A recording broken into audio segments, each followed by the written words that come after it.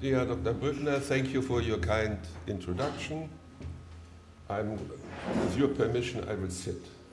I will remain seated because I had to wait already for some time, which sometimes happens. I'm delighted to be here again because it's always been also for me a rewarding experience to discuss with you issues which are topical.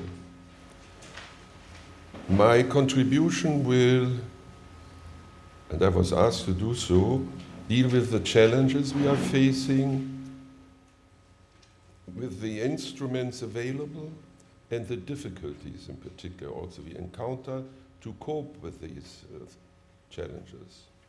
And that primarily with regard to the European Union.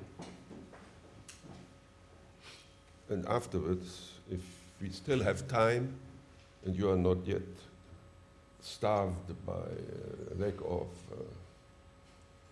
food, we could still have a discussion. That's because I will start in a more general way, and maybe if you have some specific questions, they should be left to the question and answer period.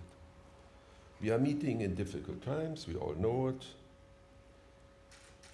Actually, I would say I've never seen so many challenges and crises facing us in parallel at the same time as now.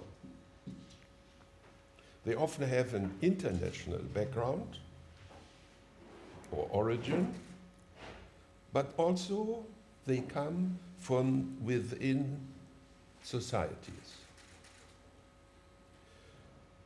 While external threats are growing, also our societies become less and less certain of themselves and how to deal with the challenges and threats.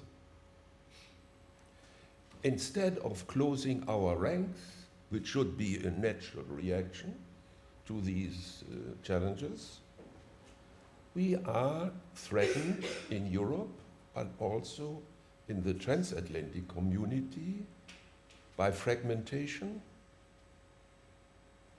even by a certain degree of abdication. Whether that will be good for the world of ours remains to be seen. And one of the major reasons for this development is globalization, with its communication revolution.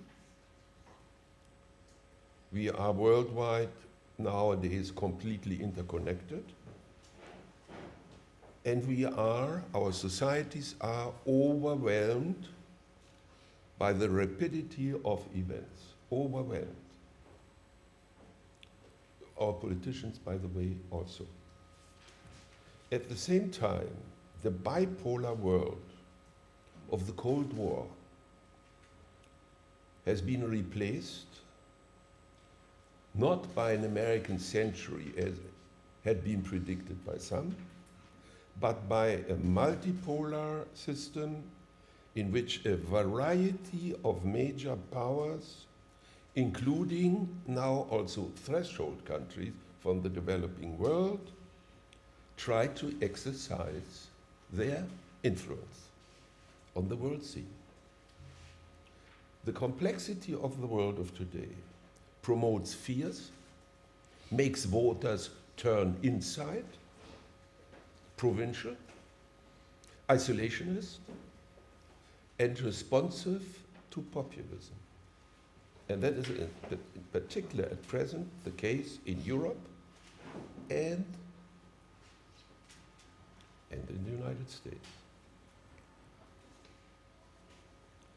We Europeans, and we have always faced crises, and challenges, and we have always reacted in the past by strengthening our regional cohesion through unity, joint action, integration in the direction of more European Union, more Europe, and also via the tool of close transatlantic cooperation. with the United States in particular. Now, due to the breakdown of the Soviet system, we received here in the EU and in NATO many new members, many new member states. They rushed into these two organizations, whether we liked it or not. They stampeded into it in order to better their living standards, to catch up, to take over our value systems, and quite a considerable number of them also, that's often forgotten today in Europe, by sheer fear of Russia in order to gain security from Russia, in view of historical experience, not only with the Soviet Union. And now the EU consists of 28 member states.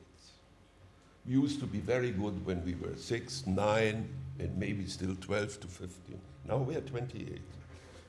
And that puts strain on our cohesion, our inner cohesion.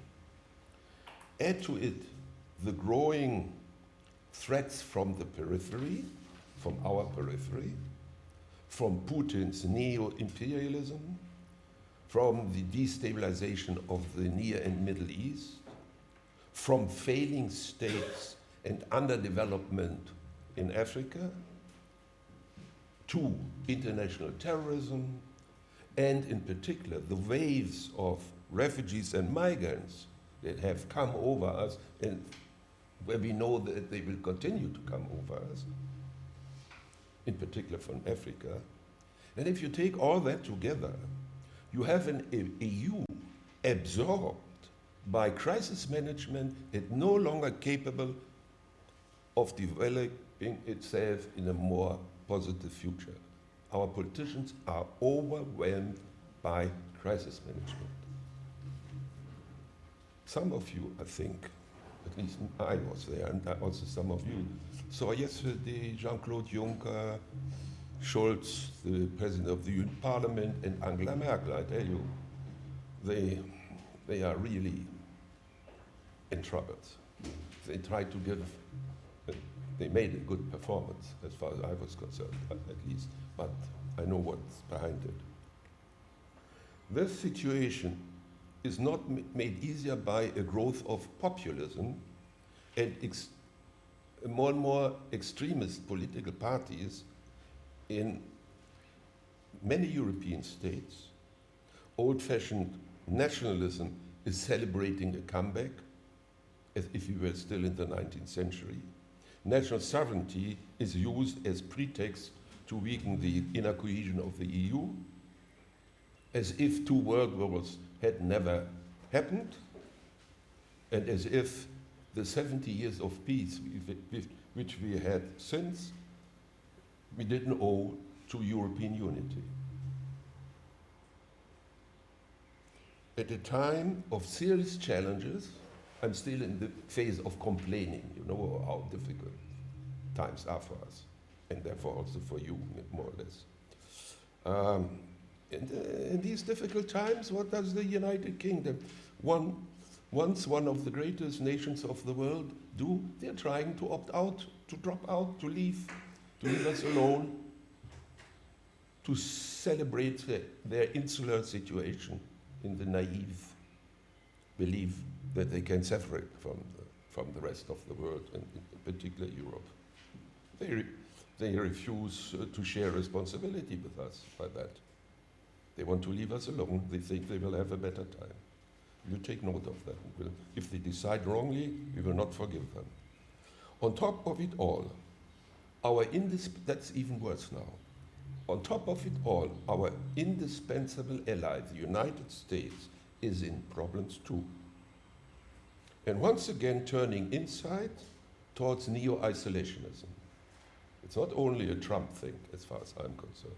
I've spent 13 years of my life in 4 decades in the United States, including a student year at Chicago U. I know my America, my second home in a certain way. But my second home was the America of the 50s and 60s. So I'm a little bit in trouble now. Now, if you look at this guy, Donald Trump, He's, when you really look at him closely, he's not that different from a considerable number of politicians that come up now here in Europe and preach you.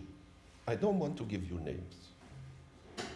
I don't know whether there's a British citizen among you. In any case, I tell you, there is a resemblance in many ways you can find if you want to.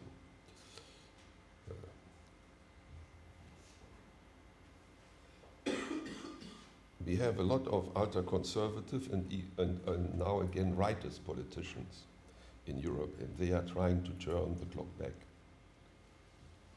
Internationalism is threatened, and that's important for you when you are here at this Academy of Cultural Diplomacy. Internationalism is no longer the trend to follow. You look a little bit too modern to the old-fashioned trends that are taking over. We have to combat it. They are not taking over. They are threatening us. So, America first, what a stupid slogan for the indispensable nation. Or the Brits' national sovereignty first. Oops, 19th century. When Britain, you ruled the waves, it's over. Or in my country, we have this alleged German way. Maybe you never heard of it. But I, as a German, have to live with this idea. This German way between East and West, neither belonging to the West nor to the East. This German way of between the good old things and the new ones which one cannot avoid, and always this in between, with America but also against, for TTIP but also for free trade but against TTIP, and all these half in, half out, a little bit like the Brits. We are not yet there, but who knows? All this will certainly not solve our problems, will make them worse. There's no doubt about it. Europeans can no longer hide behind the United States. That's what we have done for decades. That's over. They not only turn towards the Pacific, no. They feel less and less responsible as the indispensable leader of the West. America is changing, also from a demographic point of view, but not only in that regard. They tell us they would lead us from behind. Sounds great. In fact, it means leaving Europe to the Europeans. And we are not prepared for that. The only guy who's prepared for that in Europe is Putin. And he exploits it thoroughly. And he licks all of us from day to night, including the United States of America. All the activities of the foreign minister, the wonderful foreign minister of the United States, cannot cover it up. You see, I studied at an American university. In my way, the way I utter things which I believe in, you will not hear from any German who has never studied at Chicago U as I did. So maybe you hear something unique, which would be good for you. Whether it will be good for me is another question.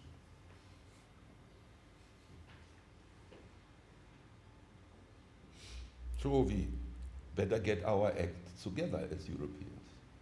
It's high time. The traditional nation state in its own can no longer solve our problems. The return to national sovereignty is an illusion. We have to share national sovereignty nowadays because the problems are bigger than each member state can cope with, including, by the way, also Germany, which is allegedly, and to a certain extent, in truth, the central power of our continent, certainly economically. In order, am I not speaking loud enough? I couldn't see you. I want to see you closer. Oh, thank you. If you want, you can sit in the first row. But, I mean, you are not exactly my... I have to admit, you are not exactly my type. Okay? No worries. Okay. Okay. In order to answer all these challenges, we have And that's not easy for a German. We have first to see the world as it is and not as we wish it to be.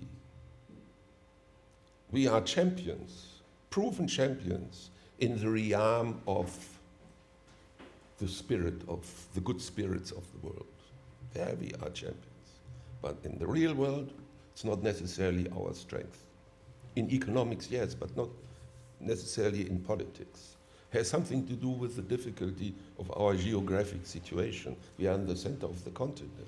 We were too often the battleground of Europe for too long, and we are still suffering the consequences. You can't even explain First and Second World War without the experience of the 30 Years' War and all these battles on German soil, with the help of German dukes and whatever, done due to interventions from the French, the Russians, the guys from Habsburg, or even the Swedes.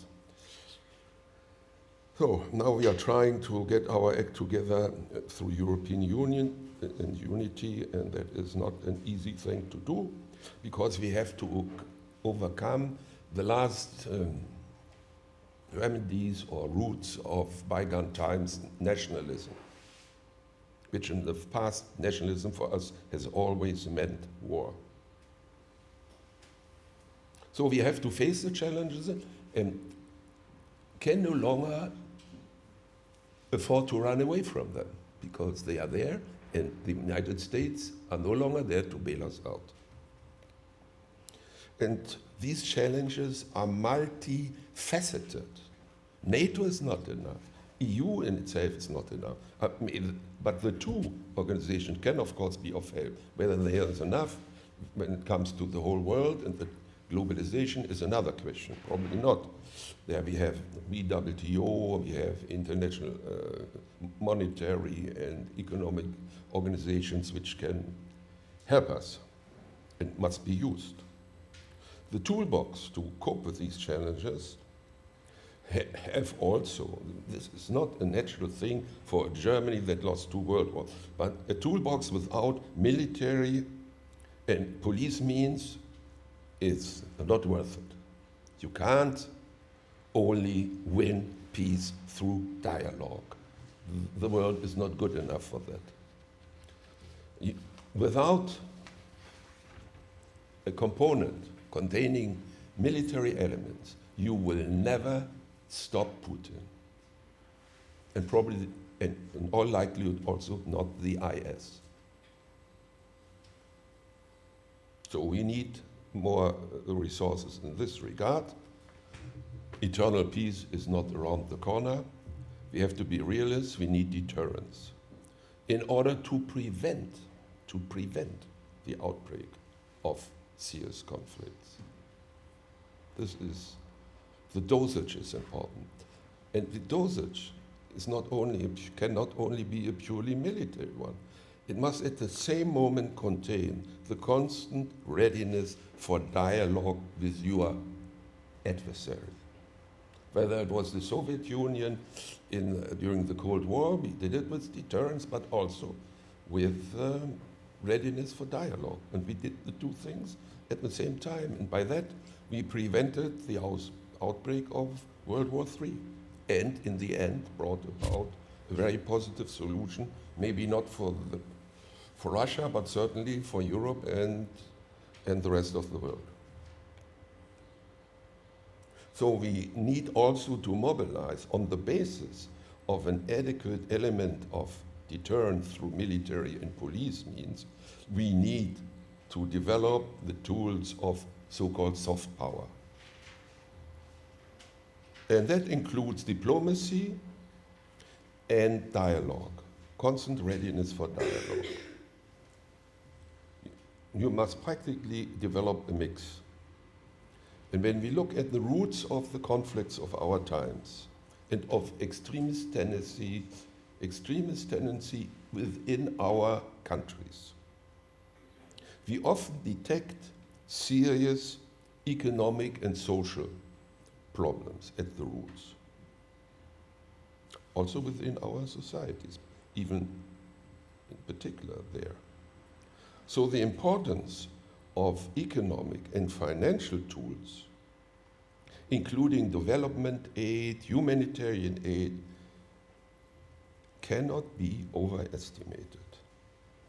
It's not that we have to rely primarily on military means. No, they are the necessary basis for deterrence so that we can avoid the conflict and don't invite an authoritarian leader to dare too much and to go too far. But otherwise, we need the soft policy tools.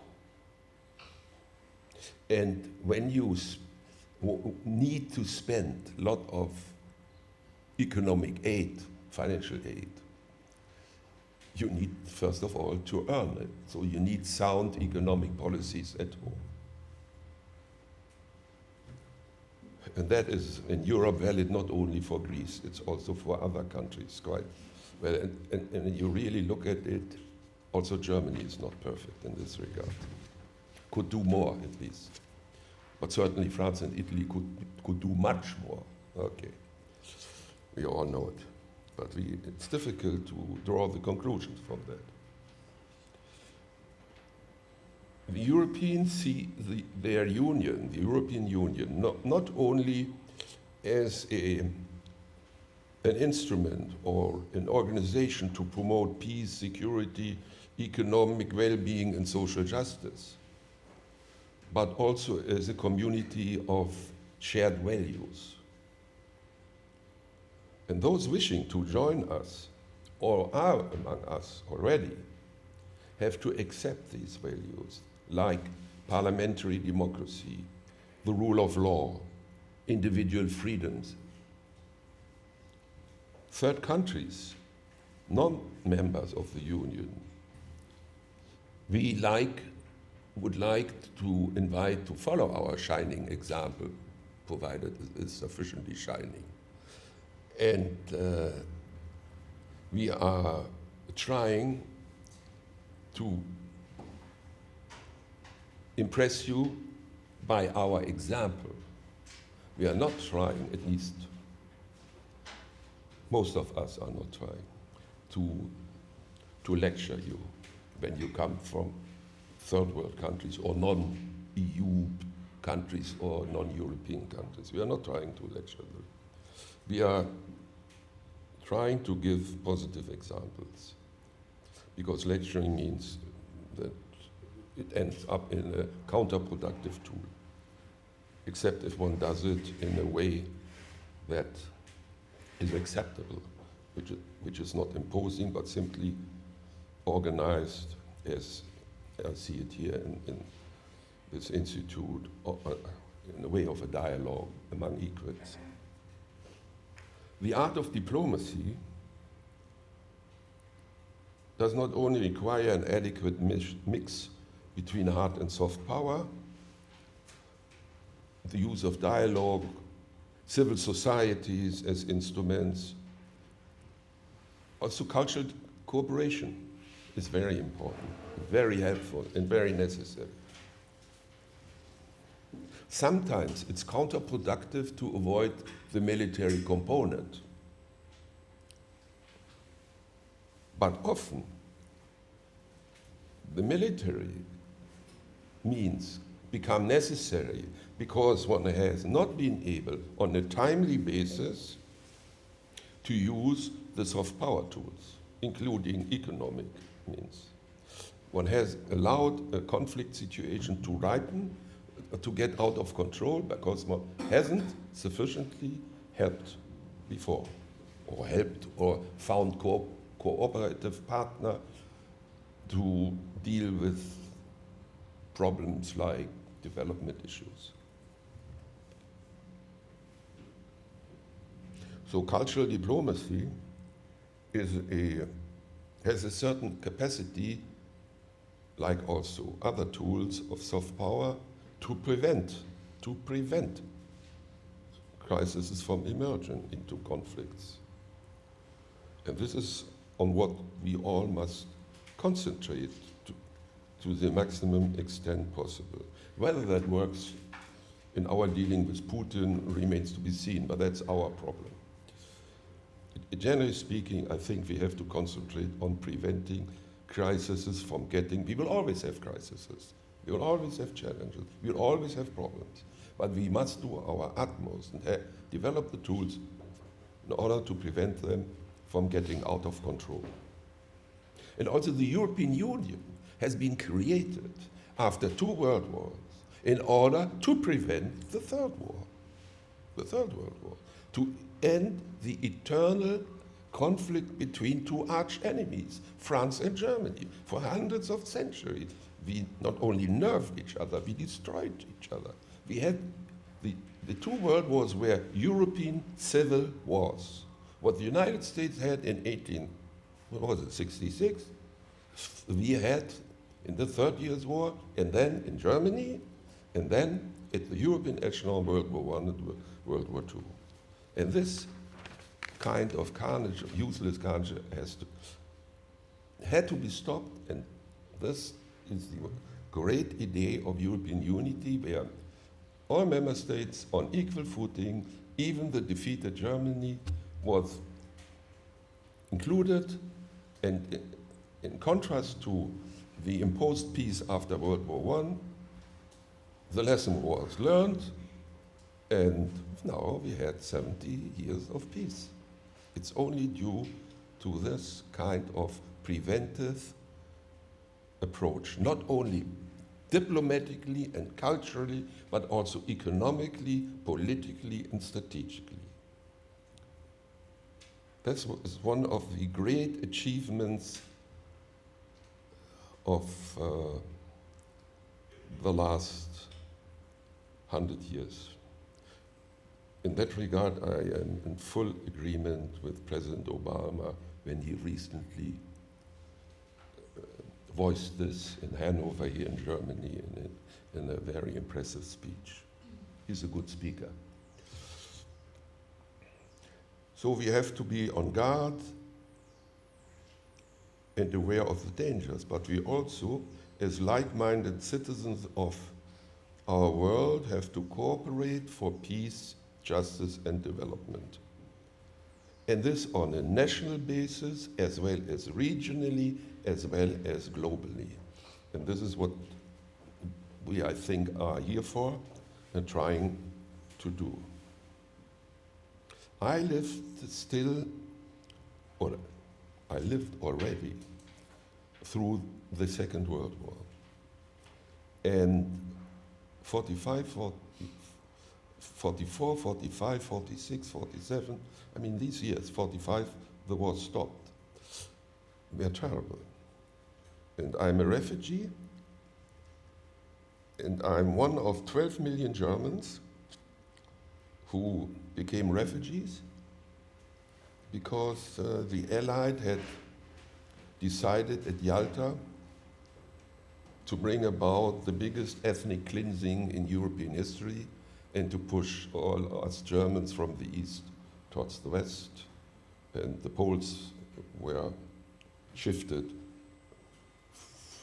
from the east somewhere more to the west at the expense of Germany. This was a very serious situation for us. It has, for instance, as far as I'm concerned, contributed to this phenomenon that Germans under Angela Merkel were not from the beginning as anti-migrant as others have turned out, but were more understanding and more trying to be forthcoming. It had not only to do with the fact that most wanted to come here because we have the higher living standard. It had also something to do that I have never forgotten, I had no welcome culture when I came to West Germany. And I couldn't blame my West German fellow citizens because we were so many, it was overwhelming. We were all over them, over the West Germans. And if the West Germans had been shifted to us in the East, I'm coming from the East, what's now Poland, we would have not treated them better than we were treated in West Germany. So one has to see the problems connected with migration. but one must also see the sufferings and the reasons why. And we, of course, as a minimum, we have to give humanitarian aid and go at the roots. But that's not enough. We have also, for those who are in real need, we have to do the maximum to give them shelter. Whether it's in refugee camps well equipped, or here, we have to find a balance there. So, as a consequence of all my personal experience with the aftermath of World War II, also my later diplomatic career as a typical German career, not as a diplomat, but as a German, I would say we had this desire to bring our country, Germany, into a close and not to be dissolved union of European nations, to bring peace between us and our neighbors, and to get also, of course, advantages out of it, economic and strategic advantages, including peace, which the generation of my parents had never experienced. My father fought in the First World War as a young soldier, and in the Second World War he died as an officer.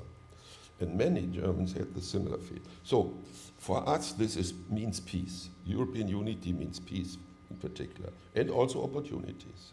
And also an answer to the challenges of our times. Because nationalism does not only mean war. Nationalism, national sovereignty, doesn't solve problems. We are all too small. Looking at us from Washington, from Peking, there's no difference between Germany and Luxembourg. No real difference. Yes, they know us a little bit more because we have these cars and so on. But basically, not that much of a difference. We are all small. We are too small. So if we want to have an impact, defending our interests, promoting peace and well-being in the world, we have to do it together. So this is behind this European idea, and this is why the present crisis is so dangerous. Because if the European fabric of unity, of European Union, should be weakened decisively, and if the Brits should make the wrong decision, for instance, it would really also bring difficulties, serious problems, not only for us Europeans, but I think also for beyond the West, also for the whole world. I don't want to overestimate us, but I think we have a chance of giving a positive example and message to the whole world that unity helps to overcome problems and not disorder and old discrepancies and struggles and confrontations. And that is valid for Africa, it's valid for Latin America, it's valid for Asia. And I know everywhere there are efforts to imitate us, but they are not yet sufficiently developed. We should go further in our direction, but in order to be a shining example, we must bring our own house or keep it in order. It's still quite all right, but we are threatened. I have tried to explain to you how we are. So we Germans in the center of this whole European continent, we are determined out of national interest, but also out of conviction in view of the experiences we have gone through, that we will do everything, regardless how the Brits vote, we will do everything in our power to keep the European Union together. Because in unity is strength, and the opposite is abdication and going down the drain, whether as Europeans, as Westerners, or as mankind. It is all more or less the same thing with some varieties in it. So you can count on us that we will do, and with us also other Europeans, not only the Germans, we'll try to do our best to come stronger out of the present mess than it sometimes appears. I thank you. Thank you very much.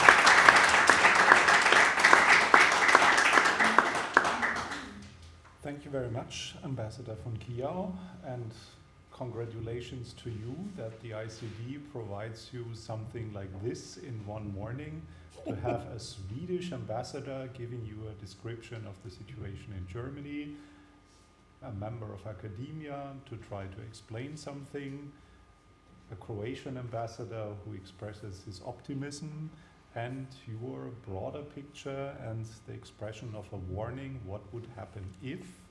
And we made you wait for so long and didn't accept questions because the general déformation professionnelle of professors, that they always speak too long, put us in a situation that we made Ambassador von Kyaw wait and also made you wait for the Q&A. So my apologies for being responsible, and now the floor is yours, and I look forward to your comments and questions. Yes, please. Could you use the microphone for the recording? Oh, okay.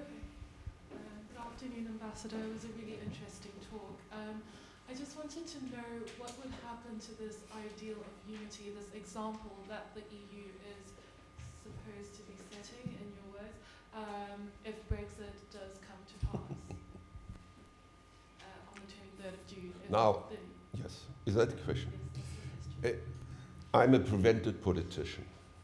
If I were a politician, I would say, we have no plan B, Britain must stay in. I believe that common sense, rationality, and pragmatism will in the end prevail in Britain. They will stay in, which will not only be a pure blessing, because in they will stay only half in, as they have always been. They are half in, half out. They are insular. They are still suffering the fact that they are no longer ruling the world, and they still are not capable and willing to accept that national sovereignty, in order to be effective in our times, need to be shared. They are not willing to share except where it's to their advantage.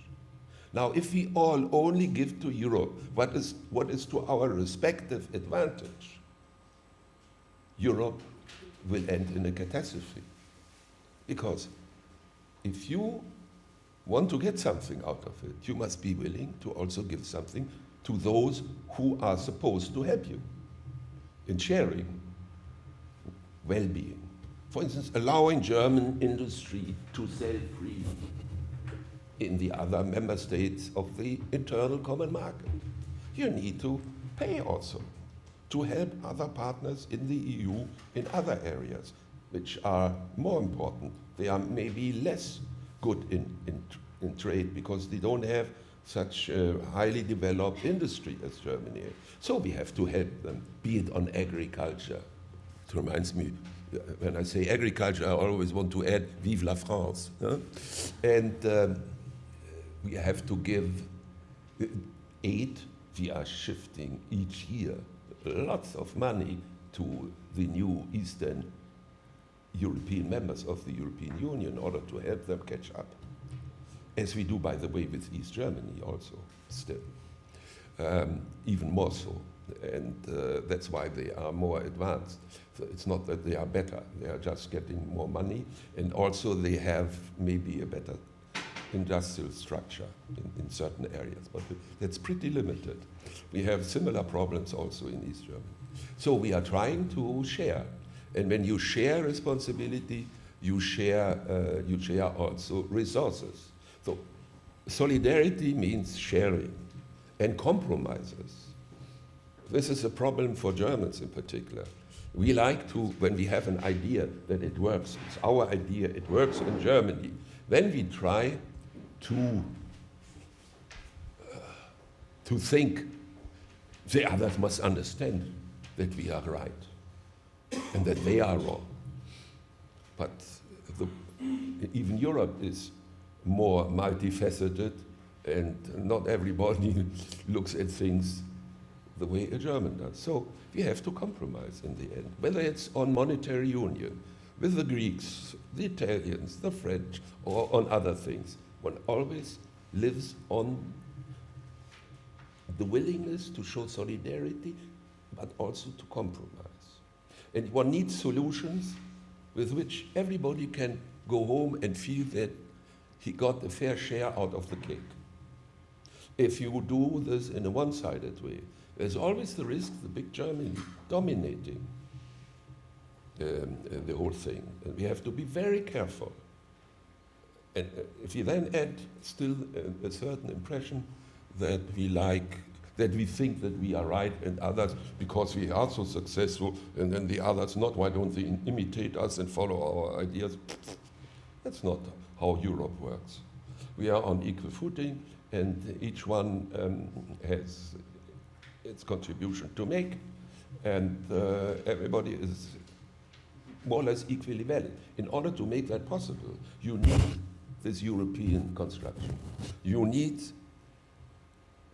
need firm rules and strong European institutions like the Commission, the European Parliament, the European Court of Justice. If you leave that to national politicians, after 10 years it will be over with Europe. You need strong institutions. You need exactly the opposite what British politicians tell you, what they need. They need weak institutions.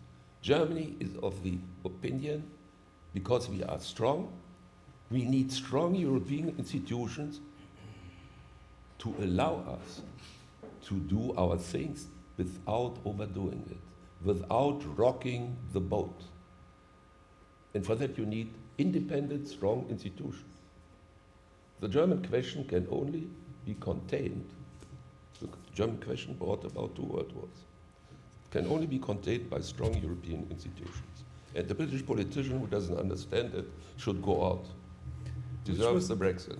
Which was actually also something I found impressive yesterday by Chancellor Merkel when she received the question about intergovernmental leadership. Yeah. Merkel, she said this is only possible for a short period of time or for a crisis or whatever, but we should really focus on is strengthen institutions, because there is no future in just intergovernmental ad hoc crisis management, which was such a clear statement in this environment that shows that this is not about German leadership or she can't wait to control everyone. She sees this as the second best option. Someone needs to get it done, but what you really do is to build an institutional architecture that is working aside from the potential of leaders to lead or to feel superior over a functioning system. But we have another question. Thank you. Excellency. I wish to speak about nationalism. It was interesting. I come from a very small country. I'm from Malta, and we've only been an independent country for the past few years, 60 years, so nationalism is quite young for us. And so my question is, how do you think small countries that have different histories will be influenced by big countries like the UK, that they are going back to their nationalistic history? And another question is related to the Mediterranean. Unfortunately, it's rarely mentioned, not just here, even in other EU fora. The Mediterranean is always relegated to second division. And as it was mentioned in the CSC conference in 1975, the Mediterranean is very important for the future of Europe. So do you think that currently, again, the EU is falling into the trap that is moving to the east at the expense of forgetting a little bit the south, especially with the turmoil in Libya, Tunisia, and possibly even Egypt? Thank you. You don't need to worry that we will turn towards the east. Actually, we are turning towards the south, because the migrant workers are not coming from the east. They're coming from the south or the southeast.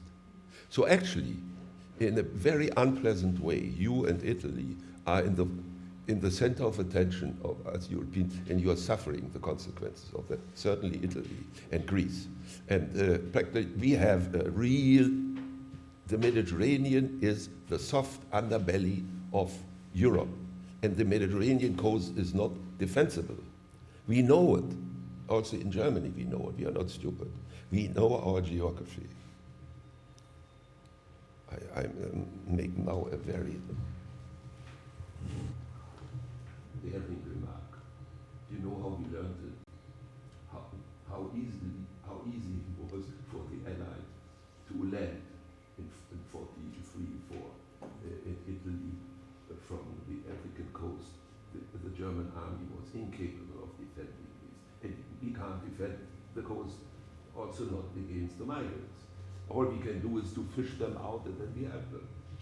And prevent them from the drowning. But that's all we can do. We can, of course, go at the opposite coast and then try with those countries to prevent them from taking boats. But do that with Libya. It's practically, for the time being, excluded. And since we don't want to use military force, because we are so peaceful, we need that to put in. So how can we deal with this? Very difficult. But the Mediterranean is in the center, and we know, today I learned 800 were fished out of the Mediterranean, 800 Syrians and Afghanistan refugees by the Italian coastal authorities out of the Mediterranean. So, one day 800, so it starts again. And the thing is not over. And I even don't see how we can do it, except if we go at the roots. And that means we have to find cooperation with the North African countries, and we have to help bring about stable situation, making a failing state to a non-failing state in Libya, but also in some other African countries. And that takes time, and it's very difficult. I served at the beginning of my career in two Central African countries. I tell you, they are still completely underdeveloped. One of them has even oil, and they used it for corruption, but not for development. So it's a very difficult situation. It is time-consuming. There are a number of tools by which one can do better. There are also good examples in Africa of positive development, good governance, and so on, so that it is worth to invest there, worth to help. And one has to concentrate on these shining examples, so in order to have a bigger impact. One must go and help those who do also their homework, so that it is worth helping. On the other hand, when there is a failing state and the refugees all come through that failing state, you cannot wait until one day somebody introduces good government there. You have to go in there, maybe even with military. The French are doing it, we are helping them. Sometimes we are doing it more as advisors. We don't like to shoot, but we do. The Mediterranean is not forgotten. The trouble is we don't have a convincing answer. So, and your first question was the United Kingdom. Well, you have the bad luck or the good luck that the Brits were for many years masters of your destiny. So you are strongly probably influenced by the Brits, by their positive sides. And I envy you in a way for that, because I'm also an admirer of many things very British. But I also have no illusions about that. I lost them with Maggie Thatcher on her way of insisting on I want my money back, and then a German unification. You cannot imagine how she was. She was. I mean, a Soviet politician was a blessing in comparison. I'm exaggerating a little bit, but she was awful. So, but she was little English, and they are the ones that are now voting again against Europe. So I think if you are smart, and you are, I've been in your country, and it's great. You are very smart. You have learned, thanks to many cultural influences on your island, you have seen everything, you have everything in your blood. You can balance out things. You will not follow the Brits. I have not the slightest expectation of that. Some others might. I don't want to mention them. They will come to the fore after Brexit, and we will have our problems to deal with them, but we will hopefully be able to do it, because it would be so, for anybody to leave the EU, it's so stupid you have to be British to do it. But they will not leave because they aren't stupid. There will be at the end a slight majority in favor of staying. And then we have the British problem continue with us. And we become more flexible. And that will be good to the Turks, because if you have Britain half in, you can also take the Turks in. The CD will not like that, what I say, but I predict that. I'm pretty certain of it even. So we will change also over time.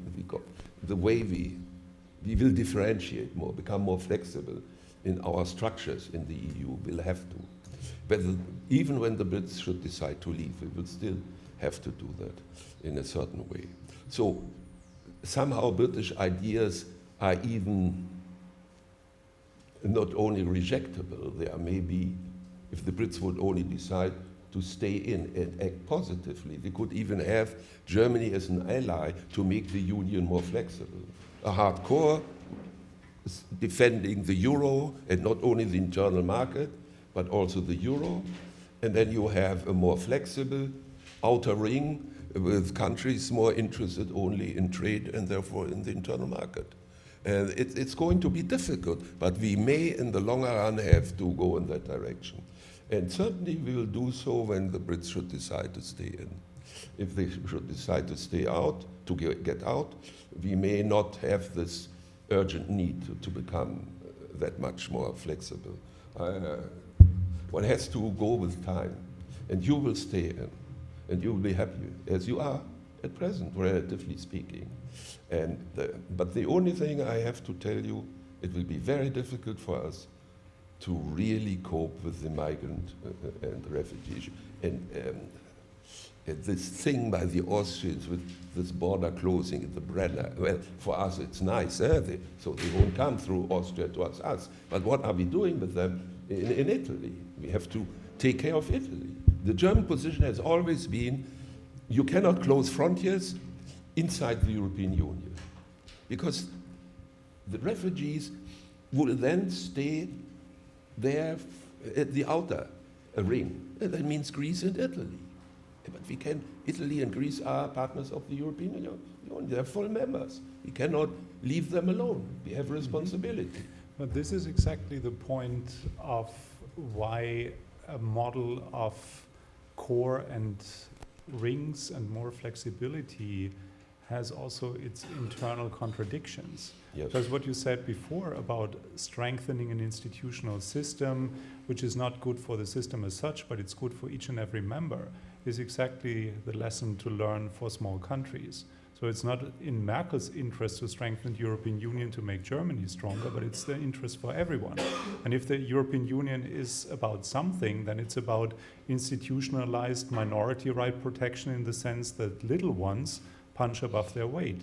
No one would care for Malta as an independent sovereign country, but they do care because you guys belong to something bigger, and that counts for everyone. If you look at the voting power or the representation, this is much, much more what you get given the size of your economy and your citizens and so on, what any other bigger country gets. So if it makes sense for the big ones, it makes much more sense for the little ones. And if you feel like in certain areas it's not in my interest, so I rather go for an opt-out, you don't have a say. And if you don't have a say, you become a condition taker. So from a rational point of view, a functioning European Union that is able to provide public goods is in the interest of everyone, and even more so for the small ones. So it would be completely against your own interest to use a Brexit as an alternative but option. she doesn't want to. She was only saying could not nor be people who shortly. Yes. Yes, we will have these trends also in Sweden, in Denmark, and some other countries, in the Nordic countries in particular. As a populist movement, they're populist of course, movement, but to highlight what the actual architecture yes, is we about. have good arguments This is against something that should be explained in everything that we describe here as cultural diplomacy and help to send this message across. I will tell you, I have one thing to say in this connection. When I became permanent representative of Germany to the EU, My chancellor at that time was Helmut Kohl. And he gave me one instruction only to implement in Brussels. Mr. Ambassador, take care of the small member states. That was all he said. He didn't expect anything else from me as priority task. And that was a very wise advice. And I've always found that that is also Germany's task in the Union. The French always look at something that's as small as it's kind of chicken feed. The Brits have been used to rule the world. The Germans have tried to rule more than was becoming for them, but they always failed. So they had time twice after being defeated to think seriously over their way of existing.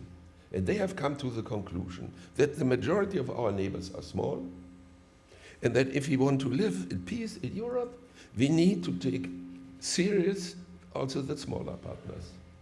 And this is an inborn element of German foreign policy. The problem is only there are so many crises that our leading politicians don't find the time to visit regularly all the member states. And there's, of course, when one has no time.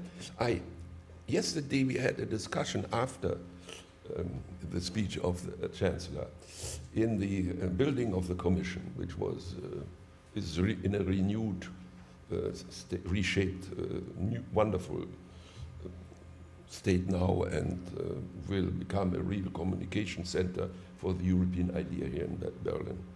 And there I overheard a discussion between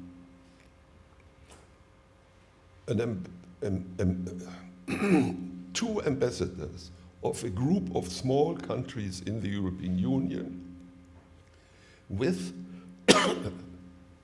a high civil servant of the foreign ministry about the urgent need for our foreign minister to visit them.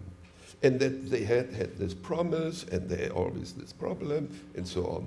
And the colleague of mine, he's still active in the foreign ministry, gave him assurance that he would immediately go home and do everything so that the visit of the foreign minister to this group of small countries would take place in the nearest future. So, and they had even discussed already. So this is the thing which, it's a time question also. When you have 28 partners, and most of them are small, and you are supposed to solve the Ukraine issue, you are involved in Syria, you have the migrant issue, it means dealing with all the North African and whatever countries. Where's the time? Where's the time? They are running from one place to the other, these ministers. And do they then, when they go there, have enough strength and time to concentrate on the issues regarding these small countries? It's a real problem nowadays to run a country like Germany and of course also the United States. In the United States it's even worse because they have higher responsibilities, not only regional ones, and in addition the United States are totally directed towards the inside. It's a big country, there's the sea, the oceans on both sides, and so they have a natural tendency to look towards the inside. And for them, that's enough.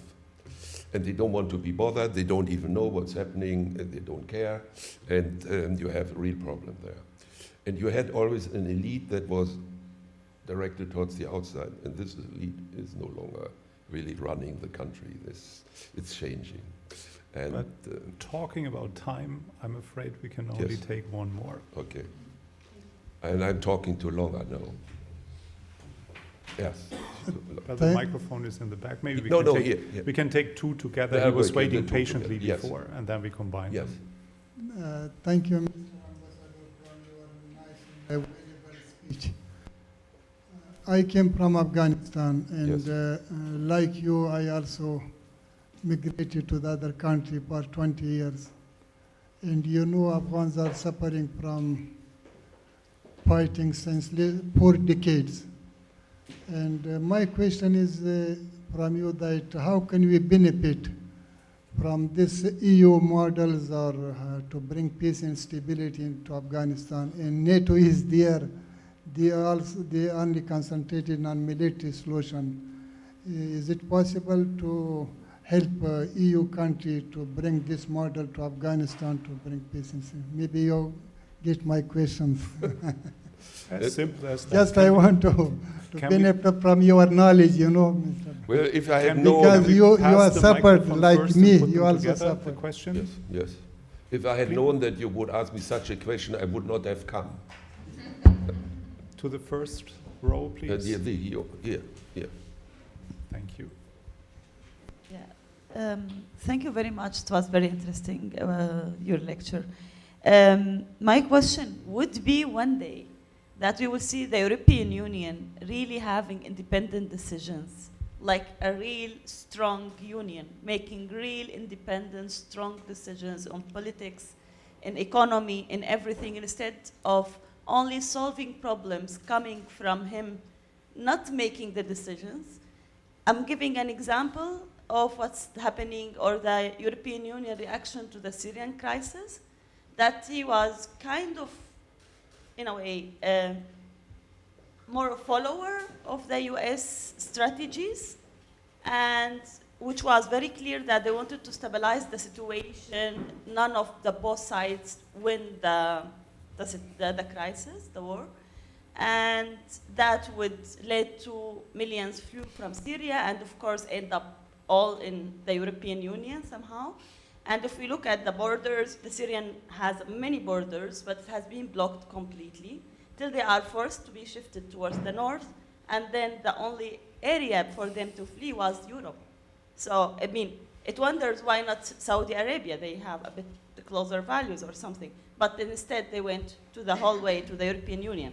So in a way, the European Union, in this way, if he wasn't really supporting the American decisions in this matter, was so passive that it didn't open up any diplomacy. And as a result, it wasn't the Americans who are suffering from the crisis in Syria, instead it was the European Union. So would it be possible that one day we will see another power, instead of the Cold Power that we had, the Cold War, US, Russia? I mean, would it be a third thing that would come strong together? Thank you. Great questions. Great questions. Now, Afghanistan. We have an old relationship, our two countries. We are traditional friends. That is from the time before World War I. We have an old relationship with cultural exchanges, language, and economic links. And the two world wars brought that to an end. And that is one of the tragedies, of the many tragedies of Afghanistan. I think we were on very good terms, and we had a very positive relationship which enriched both of us, in particularly also you. I am in contact with Afghans who remember still, and or at least try to give me the impression that they remember. And so I'm familiar with the situation in your country, though I've never visited it. But I've helped one Afghan student to get, for instance, to get a scholarship to study here. So I also, that was my greatest achievement, frankly speaking.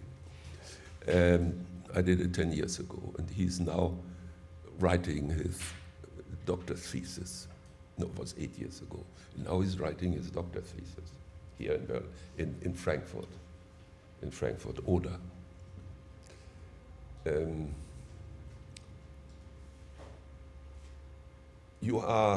We send troops, we try to help. The North was under our control, or parts of the North. It worked quite well as long as we stayed.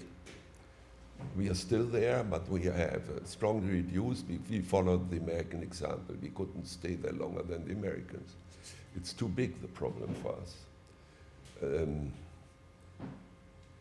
How we can help you now, we are trying to keep soldiers as advisors to your army and your police there. We are trying to help you economically. We have a problem in accepting more refugees. We know, however, that it is not easy to send you back, you have refugees, because in certain areas you only escape for economic reasons, but in other areas your life is in danger. And it's very difficult to find sort all that out. And even when you come from a region which is pacified and is under normal control, who knows whether in 1-2 years it's not to go, the Taliban is not going to appear there too, and so on. So it's basically it's an unstable situation. I don't think that we are happy with how we are dealing with you. We don't have an answer. It is too much for us. Afghanistan, for Germany alone, it's too much. And we don't have a real policy of the European Union. We agree on some elements, but not yet sufficiently with the real program of support. But we are in all these discussions about finding solutions and help for you, we are involved. And we are paying for specialized agencies of the United Nations, and we do humanitarian aid and all kinds of things. But a coherent plan we don't have. And why don't we have it? It's not only because we are incoherent to a certain extent, or not perfect in our foreign policy, in particular in the European Union. It's because in your country, it is a real mess. It's very difficult to deal with you in a convincing way. Your politicians are not really presenting a coherent front. And there's always a kind of civil war still going on in your country.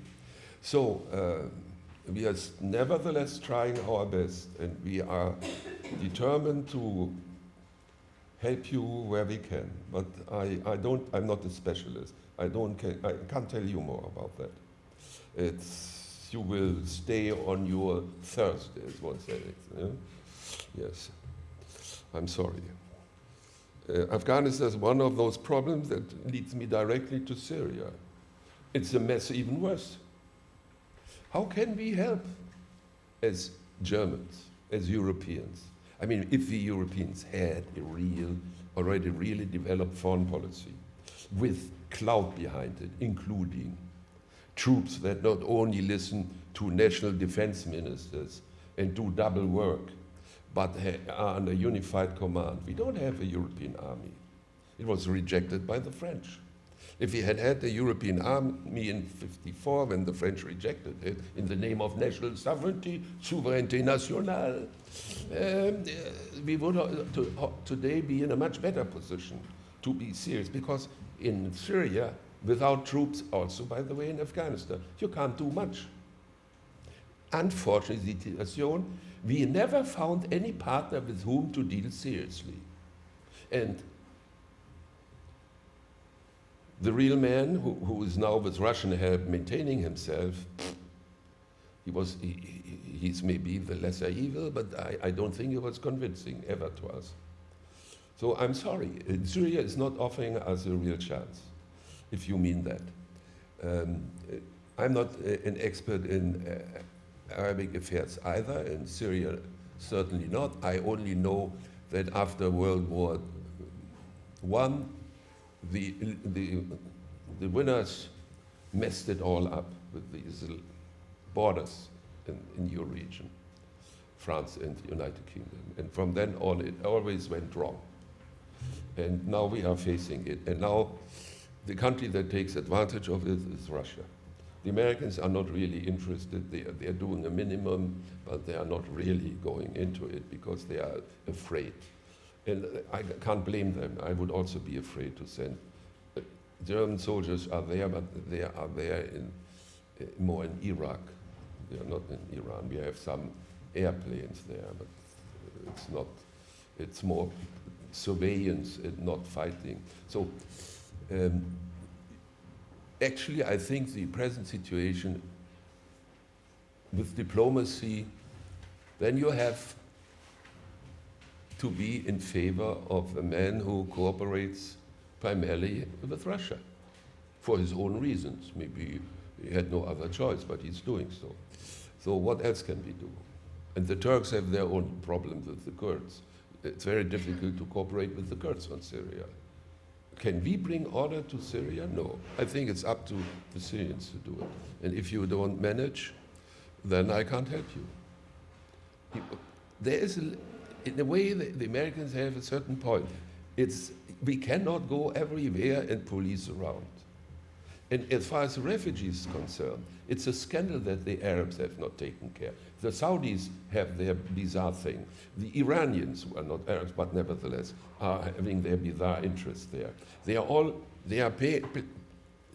thing in Syria is the 30 years war, and around Syria, in the Middle East, is the 30 years war of the Arabs. And the Iranians and the Saudis are playing the roles of the French, the Swedes, the Russians, the Habsburgians in the 30 years war on German soil. It's also religious. It was Protestant and Catholic in Germany, added to it. It was a real fight of national interests.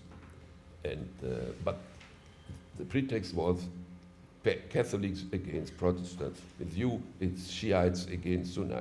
It's all a mess. We don't even have Shiites in Syria. Yes, but it all is interconnected. I know. It's all in. It's a Shiite Sunni war Yes. in my country where we don't have Shiites, so it's a big deal. Yes, but it's still there, and they come from the Shiite side over. Yeah. So we have this situation, and the Arab League is helpless, and in a way, I understand the Americans that they are sick and tired. Now the Russians, if they want to bring peace to your region, I wish you good luck, and they will after a while realize that they can't do it either, and they will also withdraw. But they will keep their military position there in order to play the big guy vis-a-vis the American. They are not interested in you. They are interested in dealing with the United States and be on equal footing. I feel sorry for you, but I have no answer to you. It is an impossible. Yes, she wants. I provoked her, but I can't help her. Can you? Can you please? Just to clarify, Okay. maybe I don't need the mic. No. My main question wasn't that, I wasn't really looking for Yeah. military coming to support the Syrians or to solve the problem in Syria. My question was even before the crisis started to be this Oh, big, that we would have. when the whole European Union closed all the diplomatic routes and possibilities and closed everything with the economic sanctions that managed to even deteriorate the whole Syrian situation completely in a bad way, supporting the American decision of all that sanctions Yes. and all these decisions. Yeah. I think that if the Europeans manage to play a neutral role, not being China or Russia, not being the US, being the third party, the one that the sound of logic and law and all that the European Union is promoting. Yes. It could have been much easier for the Yes, situation. I agree That's with why you. I'm talking I agree about- with you. We have to come to an end. I agree with you totally on that. I can only explain to you that apart from the somewhat hopelessly appearing situation in your country, we have a problem in uniting on foreign policy issues and military strategic issues. We are pretty much advanced in economic matters, in monetary matters, but not yet on defense issues and on strategic issues. We still have too much power with these national foreign ministers in the EU who fly around everywhere and only prevent people from working because they have nothing to say, excuse me, or not enough, because there's not enough. We don't succeed yet to transform our economic power into political influence. This is one of the remaining weaknesses of the European Union. We should have done it. But you know, we were preoccupied with other issues. And one issue was Greece. It may look ridiculous from your point of view, but Greece was and is in such a crisis situation, permanent, by the way, since hundreds of years. And we had to find a way to prevent Greece from leaving the Union, because it would have been the wrong signal to start unraveling the thing. Because we have also other poorer countries who need more time to overcome their weaknesses, which in the case of Greece are not only economic, they are also from the point of view of administrative structures and so on, or still results allegedly of the Ottoman Empire, by the way. And partly it's true, they never paid taxes for the Ottoman. Now they don't pay taxes for their own government. It's one of the roots for the difficulties in Greece. But we had enormous problems with that. We still have problems always with Russia. Putin's Russia, not Russia, Putin's Russia. So we are diverted, and we have our internal quarrels. It is not easy to keep Europe together. And we still have to go a certain, even a long way to improve our things. We have to be complacent. We have failed, we have peace, we have well-being, so that's all we need. But unfortunately, the American policeman is no longer there. We have also to take responsibility in our periphery. And our periphery is interlinked. It's part of our periphery is Near East, Middle East, Near East, and Africa. And we are learning the hard way through crisis. And maybe in 10 years, we will be better. But we still need time. And in the meantime, you have your problems. And you better arrange yourself with those who are there. We can be of help, but basically your fate will be decided by, as I see it, by the United States, Russia, Iran, and Saudi Arabia, or the others. A little bit far away in the background, Israel, but we're actually really not. It's these four. And we are trying to be diplomatically helpful. We are really going in between, in particular Iran and Saudi Arabia. We're doing real measures we are taking. We are talking to them. We have missions there. The foreign minister has visited both, has talked to them. But these cleavage between Iran and Saudi Arabia too, you can contain it if you're lucky. But that's all. One cannot overcome it. It's deeply ingrained. And it will take many decades before we can overcome that. So, we have a lot of work to do. That's all I can say, and I thank you for your attention. All right then. Thank you very much, Ambassador von Kyaw.